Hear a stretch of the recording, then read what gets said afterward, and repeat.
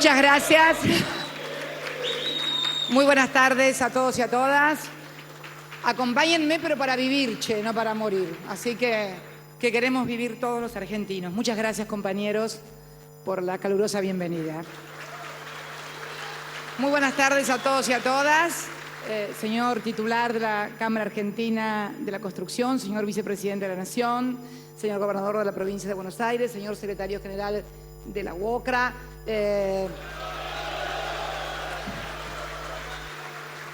integrantes de la Cámara, amigos, amigas. Bueno, estar aquí para mí es muy especial. Lo mencionaba su titular recién, Enrique, cuando decía que, bueno, antes había estado él. Yo quiero contarles algo. Él adoraba venir acá a las convenciones anuales de la UOCRA, porque le encantaba, bueno, primero porque para él la política era construcción, con lo cual tenía ya un primer acercamiento, un primer approach con la actividad, desde identificar a la política también con la construcción y obviamente desde la gestión de gobierno, porque desde que fue intendente en adelante siempre concibió a la obra pública, tanto reproductiva como residencial, la obra pública de infraestructura económica y social, como uno de los motores de la economía y como uno de los sustentos de un proyecto político con inclusión social, que esto es lo que venimos sosteniendo hace tanto tiempo. Por eso estar aquí para mí es un gran honor. Decía Enrique que la crisis mundial nos ha traído meses de contracción, que estamos experimentando una merma en el sector de la construcción, pero que no quería detenerse en la fotografía, que quería ver la película completa de los 10 años, y realmente la película completa de los 10 años nos muestra que el crecimiento exponencial de la construcción fue una también de las claves de este proyecto político. Todos sabemos que la construcción creció muy por encima de la actividad económica, siendo el periodo de actividad económica de crecimiento más sostenido en los 200 años. Dentro de ese crecimiento, el sector que más creció fue precisamente la construcción. Esto no es casualidad, es precisamente uno de los ejes en los cuales él siempre creyó, siendo intendente, primero, gobernador después, y en etapas como recordaba el otro día en Calafate, donde el modelo o el proyecto que se desarrollaba de gestión a nivel nacional, precisamente al vaivén del consenso de Washington, consideraba a la obra pública como gasto y no como inversión. Por favor, le pido a todos que recordemos esto. El consenso de Washington, década de los 90, consideraba a la obra pública como gasto y no como inversión, y casi como gasto improductivo, y castigaba a los que construían. Tampoco había mucho que construir porque, bueno, por cómo estaba todo.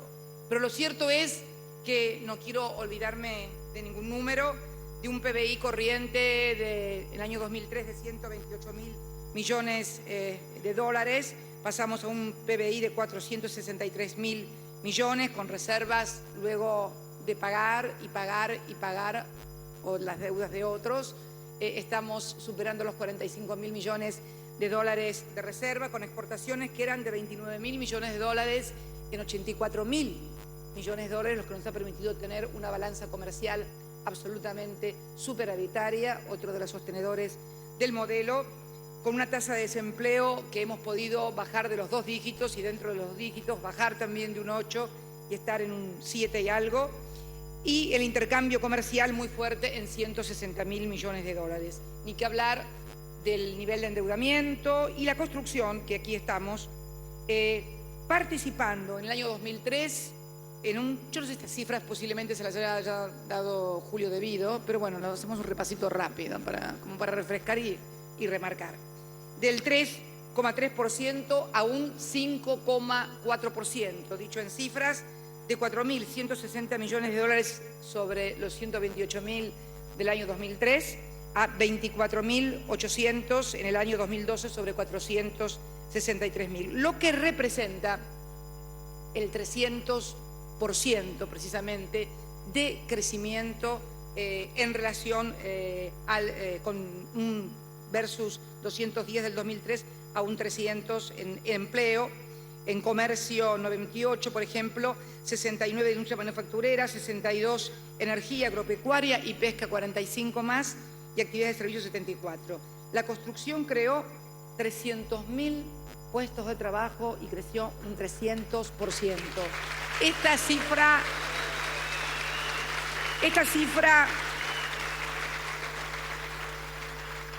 cifra ya revela claramente lo que ha significado, el impacto que ha tenido en todo. Estábamos hoy inaugurando en La Pampa 608 viviendas, la sala de guardia modernísima del Hospital de Balcarce, único efector de salud en esa ciudad.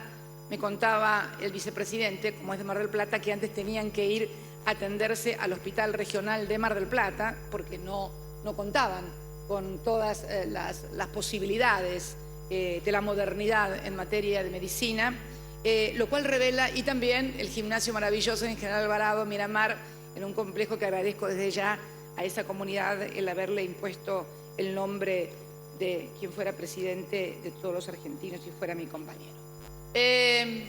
También mencionar algunas de las obras más emblemáticas que seguramente debido les da hecho de toda la numeración, porque es como el pájaro carpintero, ¿no? Pica, pica en la cabeza, con la cantidad de obras que se han hecho.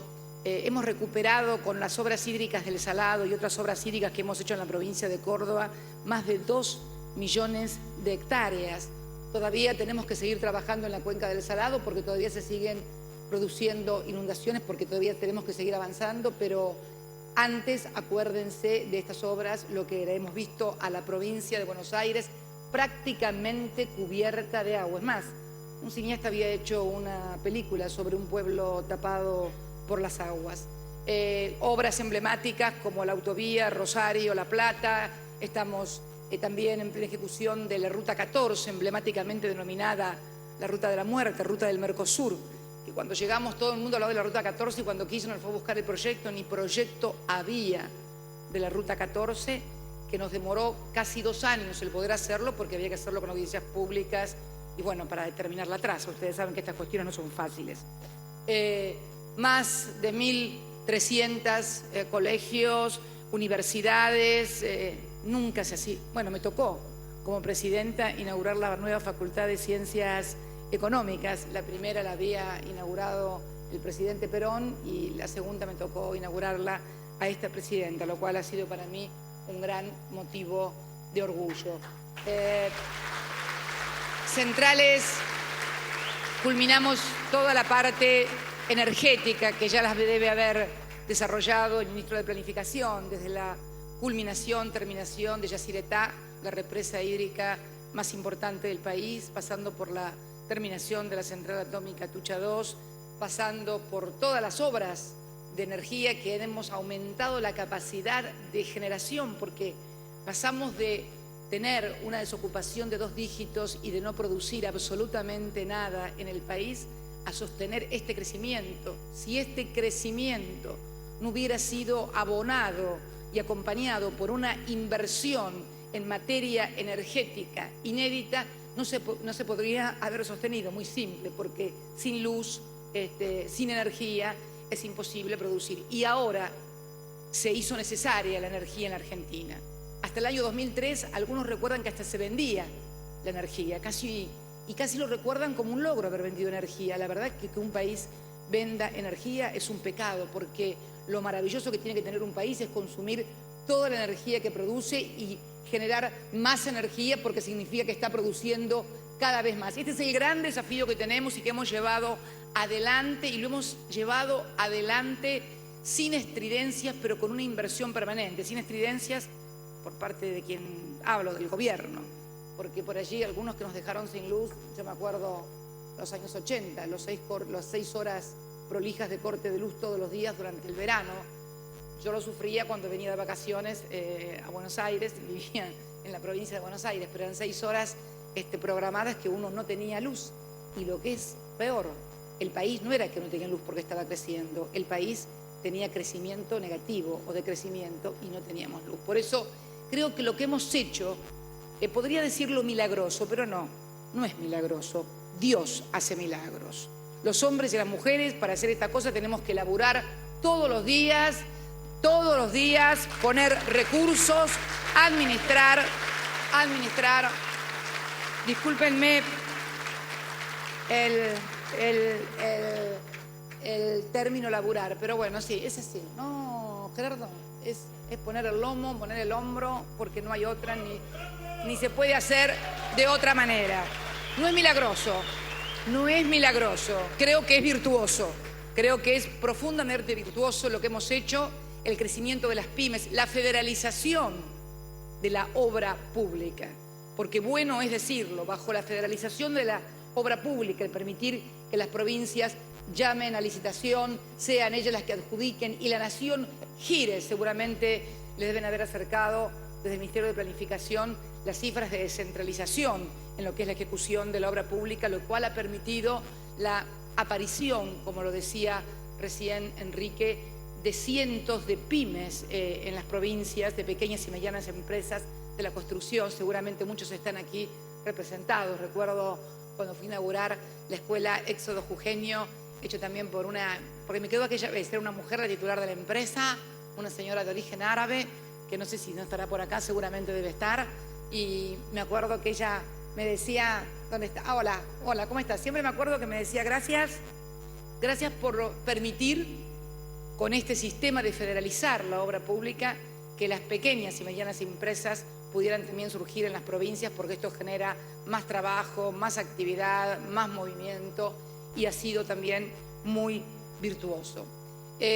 Obras en materia de vivienda, ya estamos cerca de el millón de soluciones habitacionales, 985.000. Quiero también aprovechar esta oportunidad para hacer un sentido homenaje a quien fuera titular de la Secretaría de Vivienda y que partiera también, Luis Bontempo, un homenaje porque nos acompañó siempre y fue un hombre que trabajó mucho porque las provincias realmente tuvieran viviendas, tuvieran obras. La verdad que es muy importante. Yo quería hablar también de infinidad de obras, viviendas, escuelas, hospitales, rutas, autovías, generación de obras, en fin. Todo lo que hemos vivido en estos años, números que ustedes conocen mucho mejor que yo y que la gente lo vive cuando va por las rutas, cuando se puede, como el otro día, inaugurar entre General Pinto y Germania esa ruta que una docente nos decía que cuando llueve le permite ya ir y volver de su casa. Antes tenía que quedarse a dormir en Germania porque cuando llovía mucho era tal el lodazal que era imposible transitarlo y de hacerlo tenía que ir por la otra ruta que eran 150 kilómetros, con lo cual se quedaban a dormir en Germania muchas veces y la verdad que fue una verdadera fiesta popular cuando inauguramos eso. Está desde una autovía que une las grandes urbes argentinas como Rosario, Córdoba y Buenos Aires en una autopista o la ruta del Mercosur, hasta estas pequeñas realidades de los pequeños pueblos, ciudades de provincias en esa Argentina profunda, cuya voz no se escucha tan estridente, pero que a la hora de dar su opinión siempre la dio, afortunadamente en democracia y para todos. También, porque no quiero ser muy larguera en el discurso, Enrique mencionaba los motivos de cómo nos ha impactado el tema de la crisis. Yo creo que mencionó tres, fundamentalmente. Primero, y comenzó con eso, creo, en su discurso, esta crisis mundial, económica, política. Yo digo que es una crisis política, de consecuencias económicas, por la formidable concentración del ingreso y la más formidable aún actividad absoluta y netamente financiera por encima de lo productivo, como el gran motivo de la crisis. O sea, hay una crisis de endeudamiento soberano similar al que la Argentina atravesó en el año 2001. A eso se le suma, en las economías muy desarrolladas, por el alto grado de bancarización, también un endeudamiento muy fuerte, debido a dos cosas: el alto grado de bancarización, no hay economía prácticamente informal, y segundo, el alto endeudamiento. ¿Por qué? Por una razón muy sencilla, porque a través de derivados o productos crediticios financieros se fue disimulando la pérdida de poder adquisitivo de los trabajadores del mundo desarrollado, que fueron endeudándose cada vez más para poder sostener su nivel de vida. Fue un doble endeudamiento, el de los países para sostener un nivel de crecimiento que no tenía su actividad económica, porque los países desarrollados mudaron su actividad productiva a países emergentes donde los salarios eran más baratos. Y por el otro lado, el endeudamiento de los trabajadores, de las clases trabajadoras y medias de esos países desarrollados, que para sostener el nivel de vida recurrían al crédito que finalmente no podían pagar. Se tratara de un auto, se tratara de una casa, como hemos visto trágicamente suspendidos los desahucios en España luego de suicidios, cuando la gente no solamente pierde la casa, sino que la dejan en la calle y todavía tiene que seguir pagándole al banco. La segunda mención que hizo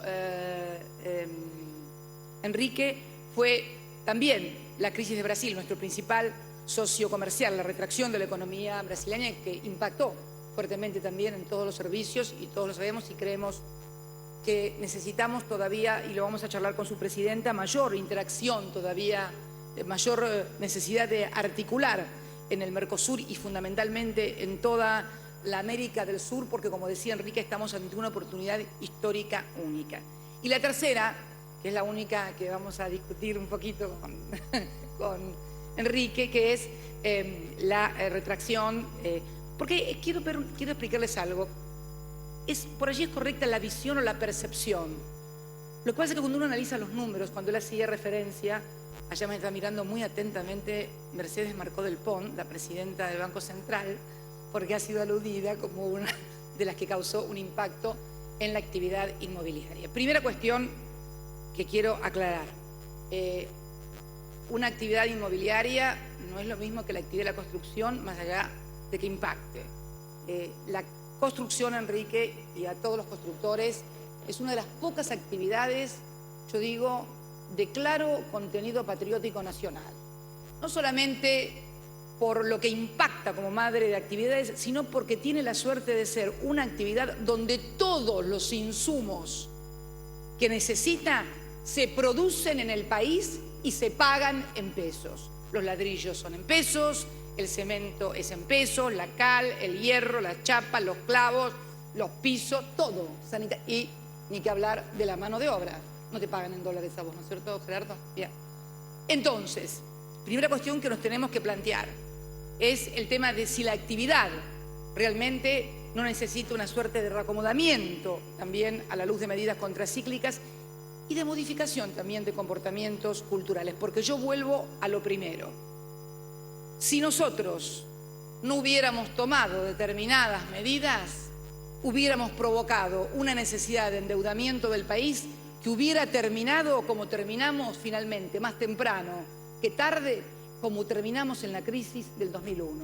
Porque el grave problema que tenemos en realidad, y lo podemos ver hoy, que quieran atraparnos de vuelta. Yo quiero hablar un poquito de este tema porque es un tema que los hombres de negocios de mi país, sean constructores o cualquier de otra índole, tienen que entender para saber cómo muchas veces a través de una visión equivocada, de una percepción que todos podemos tener, en realidad estamos hablando de cosas que no son tales.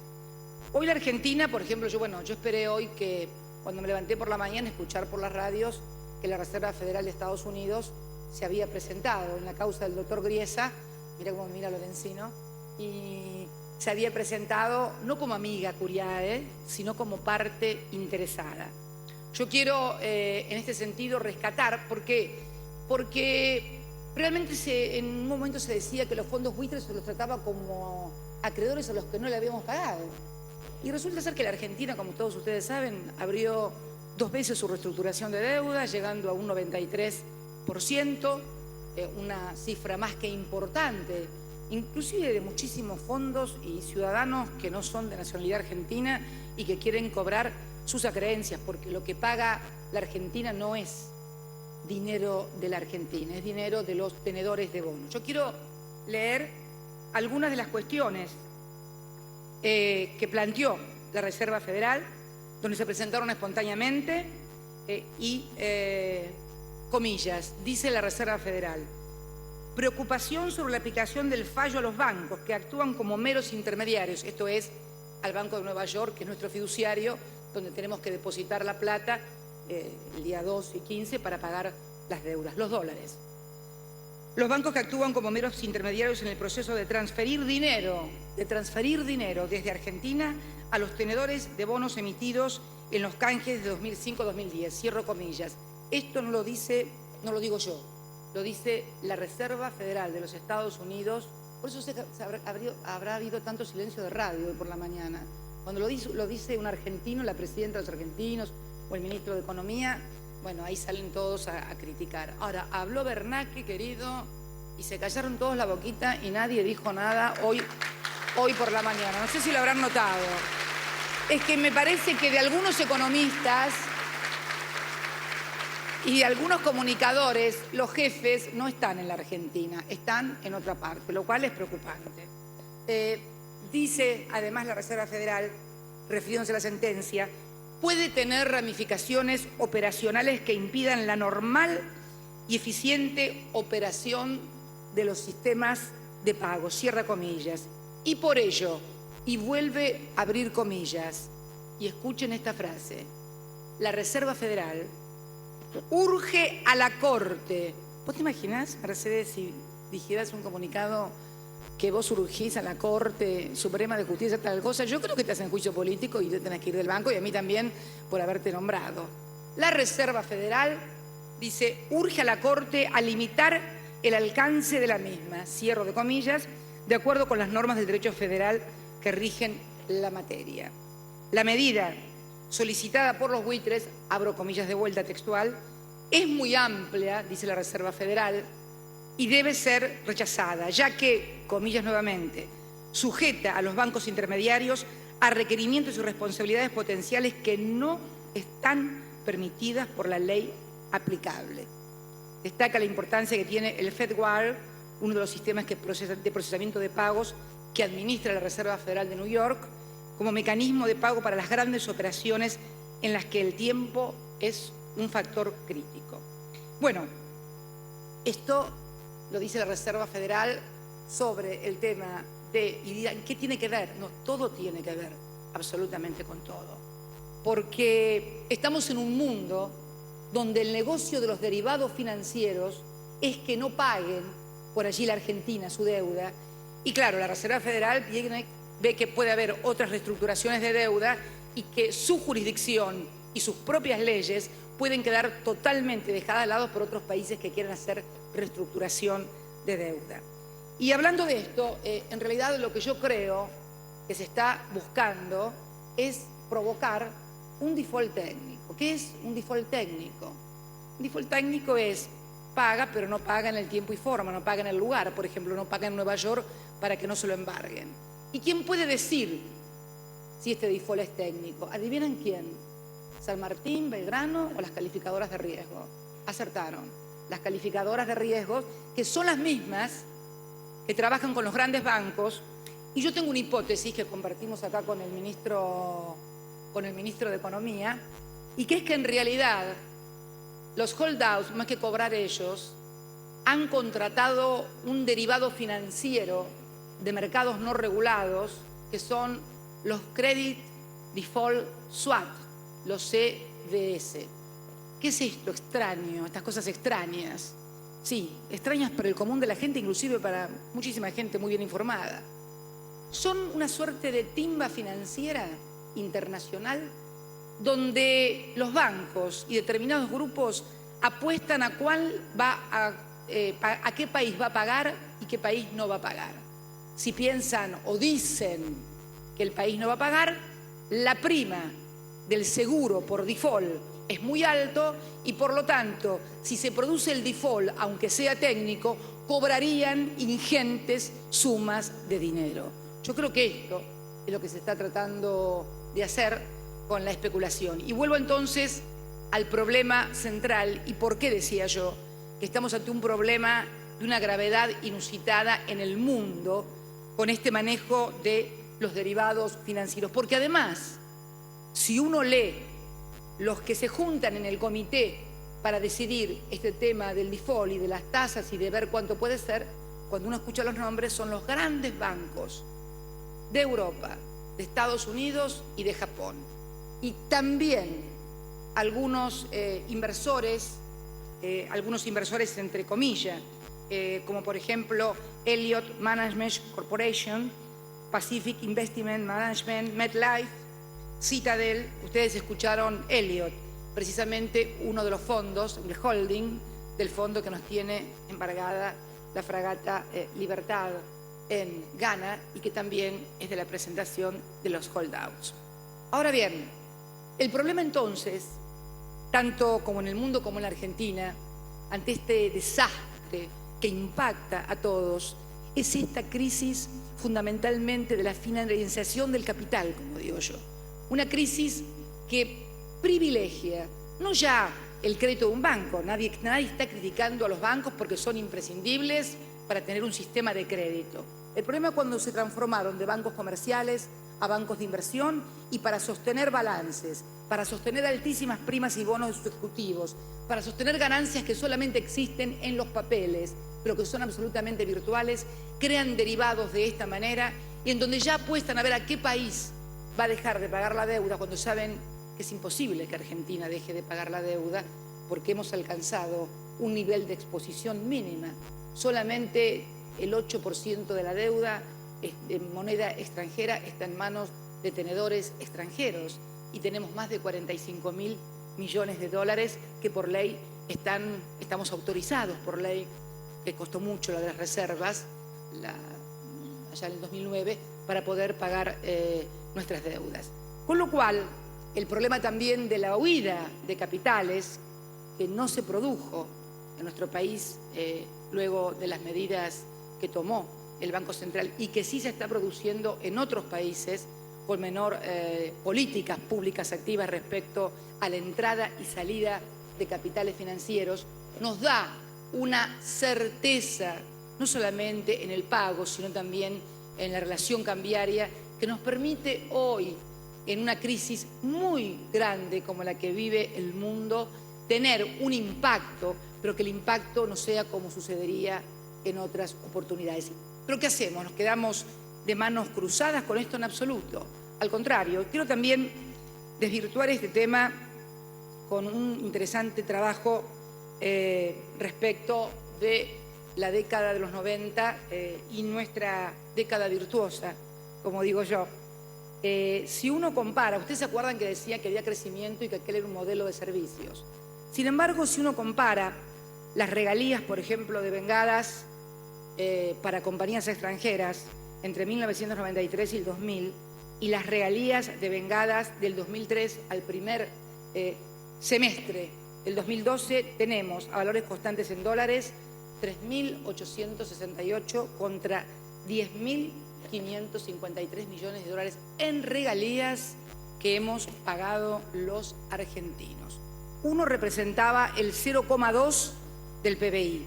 Esto representa el 0,4, pero claro, de un PBI que era 128.000 millones en el 2003 contra 483.000 millones ahora. Una cosa muy importante, servicios. Decían que era un modelo de servicios. ¿Cuánto se giró del año 2003 al 2000 en materia de servicios al exterior? 65.000 millones de dólares. Al primer semestre del 2012, del año 2003, llevamos hecho 107.000 millones de dólares de servicios. Esto es fletes, todos los servicios que contratan las empresas, seguros, etcétera, etcétera. O sea, esto representa un 4,1% de este PBI contra 3% de aquel PBI, pero son 65.000 millones de lo que era el modelo de servicios contra 107.000, que es nuestro modelo de acumulación de matriz productiva. Y también, muy importante, mencionar el tema de las utilidades, que ya lo hice en otra oportunidad, de 15.686 millones de utilidades giradas por empresas argentinas cuyos accionistas son extranjeros, a más de 41.000 millones en el periodo 2003 al 2012, representando el doble del PBI en relación a aquel periodo. Pero hay algo más interesante aún.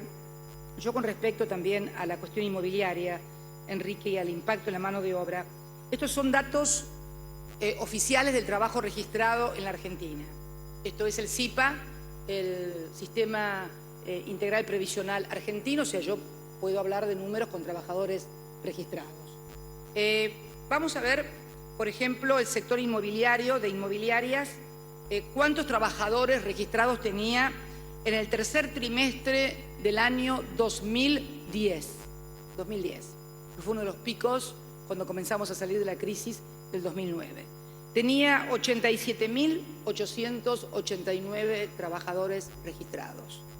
En el segundo trimestre del año 2012 tiene 87.302, una reducción del 0,7, 587 trabajadores, que ojalá no hubieran sido reducidos. Nadie está diciendo, mira qué poquito, son 587 personas, son 587 problemas, son 587 familias, pero también esto apunta a que tengamos una adecuada y acertada visión del impacto de las medidas que dicen que han sido catastróficas. Bueno, esto revela, vamos a hacer todo lo posible para volver a aumentar. Y en la construcción, en el segundo trimestre del 2012 tenemos un 1,7 menos respecto del primer trimestre y un 3,3 en relación al cuarto trimestre, que normalmente es el que mejor mide en materia ocupacional por cuestiones estacionales, del 2011. En la década de los 90, la reducción de la mano de obra fue de más del 50% en materia de construcción. Y algunos datos importantes también en materia de la construcción. Ya hablamos de cómo se expandió. La dinámica contrasta también con los 90. ¿Cómo se contrajo la construcción en los años 90? El 37%. El crecimiento de la actividad de la construcción ha sido balanceado inclusive entre la construcción reproductiva, aquella que tiene sentido económico, de la residencial, o sea, de la que es destinada a la vivienda. Desde la expansión del 211 que tuvo la construcción entre el 2013 y el 2012, la construcción reproductiva aportó el 46% y la residencial el 54%. Pero lo que me interesa remarcar es el modelo de dólar barato de los 90, que al contrario de lo que generalmente se cree, fue absolutamente negativo para el sector de la construcción. Uno tiene una percepción cuando escucha, fue un impacto absolutamente negativo. A partir de 1998 y hasta el estallido de la convertibilidad en el 2001, el sector sufrió los efectos de un modelo dolarizado, cayendo un 26% en términos acumulados. Vos hablabas recién que estábamos en un 6% en caída de mano de obra. En el 2002, bueno, ahí ya fue el acabose y el acumulado ahí ya se fue al 33%. Se decía, y algunos lo siguen diciendo, que la dolarización facilitaba las transacciones y que aseguraba, entre comillas, a los empresarios del sector y tranquilizaba a los mercados. Sin embargo, en el 2001 y 2002 se reveló que una economía dolarizada y endeudada, y aquí es donde voy, es como circular la historia. Vuelvo al principio. Para poder suministrar dólares en un país que no emite dólares, necesariamente hay que hacerlo a partir del endeudamiento. No hay otro, que fue lo que pasó en los 90. Ahora, el endeudamiento del país termina indefectiblemente en una situación que termina impactando en todos los sectores de la economía. No niego las percepciones y las visiones que cada uno podamos tener. Yo les hablo de números y de lo que pasó. para poder tener ese dólar barato de los años 90, que todavía algunos quieren vivir, hay que endeudarse. Y ya lo vivimos y vimos lo que pasó. Y vemos lo que está pasando en el mundo. Tenemos entonces que encontrar dentro de este proyecto virtuoso, por eso me gustó lo de Enrique en cuanto a ver la película completa, cuáles son las medidas instrumentales, concretas, puntuales, para poder revertir esto, como lo hicimos también en el año 2009, donde realmente caímos muy bajo en el 2009 y volvimos a resurgir en el 2010 y en el 2011. Bueno, procrear. Procrear es uno de los instrumentos que hemos lanzado, no solamente vinculado a programas de gente o de usuarios que no tienen terreno, sino con terreno, y hasta ahora hemos lanzado también planes que tienen que ver con lograr instrumentos de ahorros o de inversión para todos aquellos constructores, mediante más de 1.700 hectáreas del sector público, ya sea provincial, municipal, y lo cierto es que estamos trabajando muy bien en eso. Vamos a ir con cifras que tenemos importantes, que seguramente las deben haber dicho. También se dice que la calidad de la construcción en Argentina ha sido baja. Sin embargo, la realidad muestra otra cosa. La construcción reproductiva se multiplicó prácticamente por 3 entre el 2002 y el 2011. Estados Unidos, 2,5. Suecia, vieron que todo el mundo suena con que Suecia es una maravilla, que no dudo que lo sea, por favor. Si no, mañana dicen crítico a Suecia. 2,5. España 3, Holanda 3, Dinamarca 3, Gran Bretaña 3,5, Irlanda 5. Esto también tiene que ver con expansiones de burbujas financieras en sectores residenciales y las famosas hipotecas sobre las hipotecas. Y esto que está pasando en el mundo no es una cuestión que nos ponga contentos, porque en definitiva los que pagan estas cosas son los ciudadanos. Yo pensaba en la aseguradora AIG, aquella que se salvó, que tuvo que rescatar la Reserva Federal en el año 2008. Y pienso en estas aseguradoras de los swap de default, que también van a pagar cifras que finalmente después terminan pagando los contribuyentes norteamericanos, desahuciados, sin casa, sin trabajo, con baja calidad de vida, los contribuyentes españoles, los contribuyentes italianos, alemanes, y en fin, y todo lo que estamos viendo en el mundo desarrollado. ¿Alguien, pregunto yo, quiere volver a esa Argentina o a esa forma de acumulación que es pan para unos pocos hoy y hambre para todos mañana, o para casi todos? Porque en realidad todos sabemos que hambre todos, lo que se dice todos, nunca han pasado en Argentina. Normalmente los que pasan hambre, los primeros que pasan hambre, son los que se quedan sin trabajo, que son los trabajadores. Por eso yo quiero convocar a mis compañeros los trabajadores a un gran ejercicio de responsabilidad en la defensa, no del gobierno para nada, sino del proyecto político que ha generado más de 5,5 millones de puestos de trabajo y donde la construcción ha tenido un rol fundamental. A contramano de lo ocurrido también en el mundo, en Argentina los precios de la construcción subieron a partir del 2006. Se estima que desde esa fecha crecieron aproximadamente un 70% en dólares hasta 2011, pero lo hicieron en un marco muy diferente, sin endeudamiento y sin financiar consumo de manera insostenible, como sí ocurrió con todo el tema que ya sabemos de las hipotecas y de lo que pasó en Manifain en Estados Unidos, lo que está pasando en España y en todos lados. ¿Y por qué entonces pasa esto? Y porque terminan cayendo siempre los más débiles, países y sociedades. Estos monstruos financieros, no voy a decir los nombres para no pelearme con nadie, total, es un día hoy pero todos sabemos de qué hablamos, de qué bancos hablamos. Es una veintena de bancos, son los mismos bancos mundiales que están en todas partes, big to fail, dicen, demasiado grandes para caer. Claro, ellos son demasiado grandes para caer. Los que no son demasiado grandes para caer son las pequeñas y medianas empresas, son los profesionales, son los científicos que se tienen que ir del país, son los trabajadores que se quedan sin trabajo, son los comerciantes que tienen que cerrar sus comercios, son las pequeñas y medianas empresas que quedan sin ningún tipo de actividad.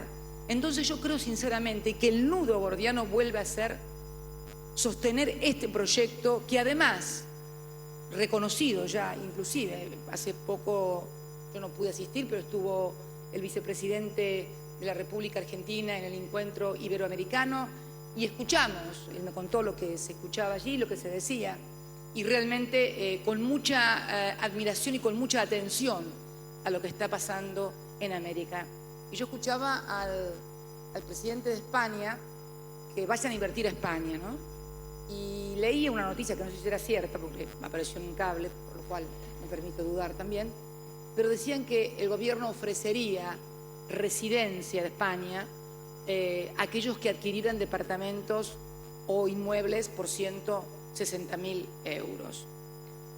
Bueno, cada país tiene derecho a tomar y combatir la crisis con las medidas que estime más convenientes. Yo no soy fiscal de nadie, pero me parece que si no se toma el toro por las astas, que no significa dejar caer bancos, pero que los bancos, por favor, retornen a lo que fue el rol de inversores, y por eso quiero también rescatar en este caso la medida que dispuso el Banco Central invitando, obligando queda feo, invitando a las entidades financieras que a través de la comunicación, que nunca me acuerdo del número, inviertan una parte de sus tenencias en depósitos a plazo fijo, de su liquidez, el 5 o el 10 fue Mercedes, no me acuerdo, 5, ¿no?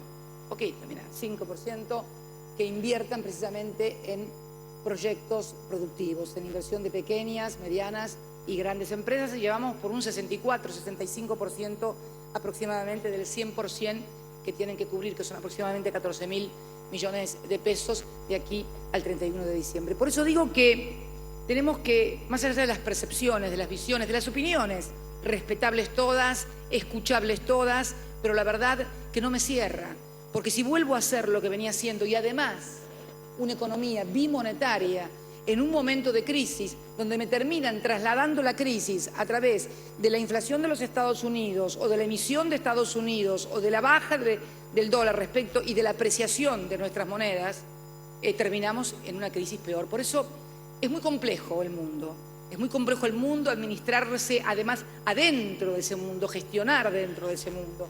Por eso voy a coincidir con Enrique que medidas como Procrear, medidas como por ejemplo las que reivindico de la modificación que hicimos de la ley corta, de la CRT, y que tenemos que trabajar en una ley realmente de seguridad laboral importante, pero teníamos que solucionar un problema que le podía significar no a las grandes empresas, eso lo señaló muy bien Enrique, a las pequeñas y medianas, porque a ver, si a una multi o a una gran empresa de construcción tiene que pagar una indemnización fuerte, no le mueve el amperímetro, pero alguna de las pequeñas o medianas empresas de provincia que tiene que pagar 2 o 3 indemnizaciones de 1 millón, 2 millones de pesos, se funde directamente y quedan sin trabajo un montón de gente, y esto no significa que no deba ser reconocido el accidente de trabajo, derecho básico de los trabajadores de la seguridad laboral, pero lo hicimos con un sistema que va a permitir ajustar las cifras cada 6 meses con el RIPTE, tener un 20% adicional por concepto de daño,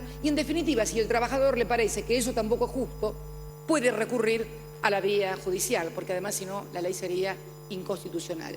Pero creo que hemos hecho un aporte también a lograr mantener las fuentes de trabajo y a lograr un nivel de litigiosidad que muchas veces, cuando hay un gran nivel de litigiosidad y los empresarios piensan que pueden tener problemas, no contratan gente o despiden gente ante cualquier movimiento. Por eso digo que en este mundo, si observamos adecuadamente, uno de los peores problemas que hoy tenemos o que hoy tiene el mundo está sucediendo en la Unión Europea, que nos pareció siempre un modelo que nos repetían monocordemente a seguir, pero que hoy el gran drama que tienen es que no pueden manejar los instrumentos básicos de una economía ante la crisis.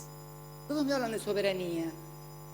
¿Puede haber algo más soberano para un país que tener su propia moneda y decidir sobre su propia moneda? Hay una soberanía territorial, sin lugar a dudas. Pero ojo, que los grandes países y las grandes potencias han podido mantener sus soberanías territoriales e imponer sus criterios en todos los campos porque tuvieron soberanía monetaria. La soberanía que impone el gran hermano del norte al ser moneda de reserva y emitir, impone su respeto a la soberanía, pero no a partir de una mejor economía, más eficiente, más sana, no, simplemente porque tiene la máquina de emitir dólares, bueno, y los M16 también, que son bastante disuasivos, además de los dólares. Pero no es un mundo que uno querría vivir, ¿no? Ser disuadido por los M16. A mí me gusta que me convenzan, no que me amenacen. Así que creo que es bueno que charlemos estas cosas sin creer que tenemos la verdad revelada a cada uno, pero analizando objetivamente los números y las realidades de lo que pasa en el mundo, lo que nos pasó a nosotros y si estamos dispuestos a que nos vuelva a pasar. Yo sinceramente les digo, respeto la opinión de todos, absolutamente de todos, pero mientras me toque la responsabilidad de gestionar el Estado Nacional como presidenta electa democráticamente por el 54% de los argentinos, yo creo que el modelo, el proyecto, lo que estamos haciendo es lo más adecuado a los intereses de la Argentina. Y seguramente, si estoy equivocada, el pueblo con su voto va a decidir, evidentemente, qué otro modelo, qué otro proyecto quiere seguir. Quiero también, para finalizar, decirle a Enrique algo que él mencionó, que agradece al gobierno el esfuerzo que hemos hecho para regularizar la deuda y las redeterminaciones en materia de obra pública que nos habíamos atrasado el año pasado y comenzamos a regularizar el pago a todas las empresas constructoras este año con un gran esfuerzo por parte de Economía.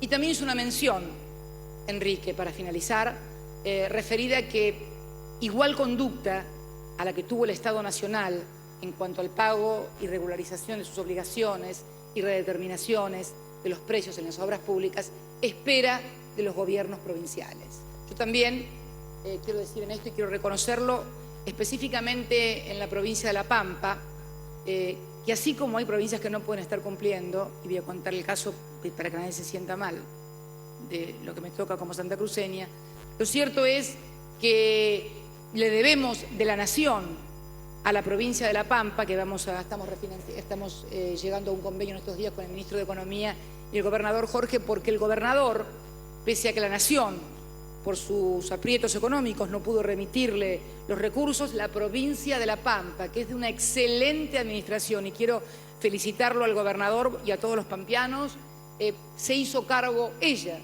No paralizó las obras, siguió adelante con las viviendas para que la gente las tuviera, y ahora nosotros vamos a responder a esa responsabilidad del gobernador firmando un convenio donde le vamos a pagar lo que le debemos, porque la verdad que no es justo que quien ha hecho un gran esfuerzo y ha seguido construyendo las viviendas no merezca el reconocimiento. Por otro lado también lo que dijo Enrique de algunas provincias, en el caso de mi provincia, la provincia de Santa Cruz, que hay un proyecto de ley, vos lo sabés muy bien, Enrique, un proyecto de ley porque, bueno, dinero que se giraba para el pago de obras provinciales, por ahí se tomaba para pagar sueldos o para otros fines que no eran la de las obras, con lo cual hemos decidido transferir los certificados o el pago de los certificados al Banco Nación con el nombre de cada obra para que todas las constructoras puedan cobrar las obras. Y estas cosas pasan, ¿sí? Hay buenas administraciones, hay malas administraciones, hay regulares. No voy a decir del resto nada, porque como hablo de mi provincia Santa Cruz y hablo de la que cumplió, que es muy buena La Pampa, bueno, pero la verdad es que todos tenemos que hacer un gran esfuerzo, porque la buena administración o gestión de un país es la suma también de las buenas administraciones municipales y provinciales. Todos juntos, empujando para el mismo lado, me parece que esa es la clave de la Argentina que tenemos que defender, querer y trabajar por ella. Por eso vamos a seguir con todas las medidas contracíclicas. Hablaba también, creo, Enrique, de los peajes. No quiero olvidarme de ninguna de las cosas que dijo, porque mañana te dice, no le contestó tal cosa, no le contestó tal otra, entonces empieza a hacer todo un inventario de no contestaciones. Habló de los peajes. Ahí empezamos ya por lo pronto con medidas importantes como eliminar el subsidio para el transporte de carga y para el transporte de pasajeros, actividades comerciales que pueden perfectamente pagar los peajes.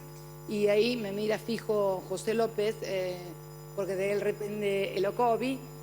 También elegimos una forma de refinanciar sin hacer cargar el equivalente a precio de combustible al usuario del automotor, con una parte también que financia las obras, las hace el Estado. Nosotros tenemos una parte del Estado, ustedes cobran un poquito menos de peaje, porque muchas constructoras también son las concesionarias de los peajes, y de a poco ir encontrando la forma precisamente de hacer frente a una crisis global que además tenemos que estar preparados, muy preparados, porque no le veo, por lo menos en lo inmediato, una solución pronta. No porque no la haya, esto es lo más grave de todo. Esto es lo que más me conmociona y lo que más me duele. Si uno dijera, estamos ante un enfermo terminal, ante un enfermo que no tiene posibilidades, ante alguien que se le han agotado todas las posibilidades, solo nos cabría la resignación. Pero si uno mira el formidable potencial que tiene un mundo, ya no estoy hablando ni siquiera una región, un mundo, donde hay millones y millones de personas que todavía no han accedido a los servicios de agua, de gas, de vivienda, de una ruta, o sea, toda obra pública que podría tener un plan global generador de actividad económica que impacte positivamente, vuelva a hacer el consumo el eje de todo, porque además los sectores que más necesitan estos servicios son los sectores que, trabajando en esos servicios, obtienen recursos o salarios y los destinan totalmente al consumo porque no tienen capacidad de ahorro. Porque el otro problema grave que tenemos es que ante la terrible concentración del ingreso, y sobre todo en sectores con alto poder adquisitivo, que también tienen una tendencia a restringir el consumo cuando hay una crisis por una, digamos, reacción natural de la condición humana, es como la autoprofecía cumplida.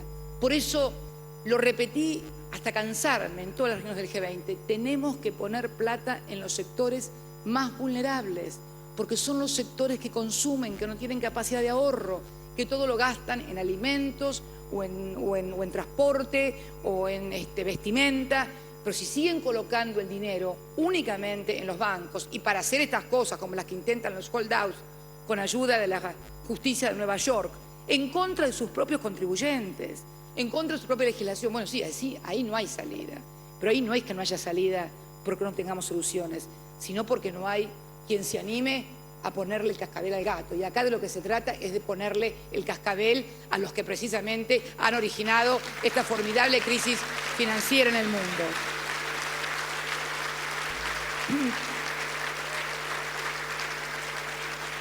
Para finalizar, con optimismo y con optimismo porque hacemos cosas, porque si no seríamos estúpidos, nos reiríamos de no sabemos qué. Con optimismo porque vamos a hacer obras muy importantes, están en licitación importantes represas, las más grandes luego de Yacyretá y Salto Grande, con pliegos comprados, ¿cuántos pliegos? 12 pliegos comprados, un show road que hizo muy bueno el ministro de Planificación, acompañado por el secretario de Obras Públicas, en Rusia, en China, en Brasil, si mal no recuerdo, importantes obras que estamos iniciando, el Procrear, que realmente cuando adquiera la velocidad que está adquiriendo va a ser muy importante, los emprendimientos que hemos ido anexando, ya no solamente para los titulares de terrenos, sino para emprendedores, ya hay 29 nuevos emprendimientos para constructores que se van a licitar ahora el 29 y unos 8 o 9 que ya hemos licitado con obras, ya hemos conseguido la zonificación también en importantes lugares de aquí, de la capital federal y también del conurbano bonaerense y de tantísimas provincias. Ya estamos con estos 29 proyectos que se licitan ahora el 29, creo que estamos ya en 15 provincias argentinas, si mal no recuerdo, ¿no? 15 más 9, estamos en todas. Bien. Estamos en todas las jurisdicciones, desde Ciudad de Buenos Aires y las 23 provincias, con lo cual nos pone muy contentos y creemos que va a ser un importante reactivador económico. Vamos a seguir incrementando el tema de la obra pública, de escuelas, de viviendas, porque sabemos que es una política, como la definiera Enrique, anticíclica. Y invitarlos, además, a que podamos intercambiar opiniones acerca de percepciones y visiones para no equivocarnos una vez más. La verdad que, para finalizar, nos hemos equivocado mucho. Cuando digo nos hemos, no pretendo quedar excluida del resto de los argentinos. Muchas veces vivimos espejismos que nos hacían creer que, bueno, que ese era el mundo al que teníamos que pertenecer, sin darnos cuenta que somos argentinos, que vivimos aquí, que emitimos pesos, que vivimos en América del Sur, que la producción es importante, agregar valor, producir, porque para que haya también gente que quiera, para necesitar, como dice de debido, usinas, tenemos que tener gente que la consuma. Para que haya peajes, Enrique, tenemos que tener gente que vaya y que venga en auto, porque si no tenés laburo, ¿dónde vas? Si no hay camiones, no hay colectivos, no hay nada. La clave es esa, lo que elegimos ser como patrón de acumulación. Trabajo, producción, investigación, desarrollo, ciencia y tecnología. Los bancos acompañando han tenido excelentes ganancias, así que vamos a seguir pidiéndoles que sigan acompañando este esfuerzo y que por suerte quedaron fuera de los activos tóxicos, productos paradojalmente de no haber estado en el mercado de capitales. Una Argentina que paga su deuda rigurosamente del año 2005 con recursos propios, no endeudándose. Este es el país que yo creo que es sustentable en el largo plazo. Todo lo demás no tiene sustento en el largo plazo. Y lo que tenemos que definir los argentinos es una Argentina, no para los que estamos en este momento viviendo y por ahí nos gusta ir a tal parte, nos gustaría tener tal cosa, nos gustaría tener tal otra.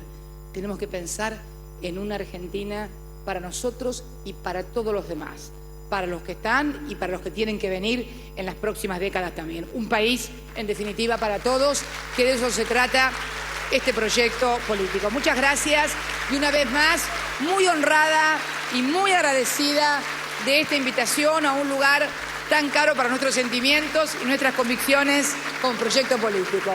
Muchas gracias y muy buenas tardes a todos y a todas.